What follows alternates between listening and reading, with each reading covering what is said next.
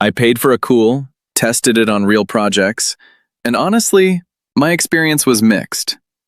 Here's what actually happened. Akool is an AI video tool which includes face swap, avatars, video translation, bulk campaigns. One line. It's built for brands and marketing teams, not individual creators. The face swap is genuinely the best I've tested. Holds up when the person turns their head, lighting changes, even 4K.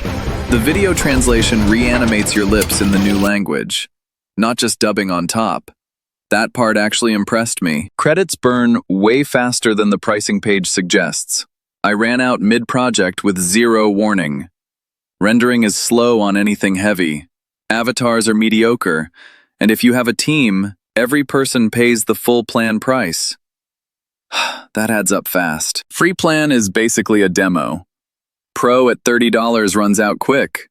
Pro Max at $119 is the first tier that actually makes sense. Business is $500, enterprise territory. If you need video translation or face swap at scale, it's probably the best option right now.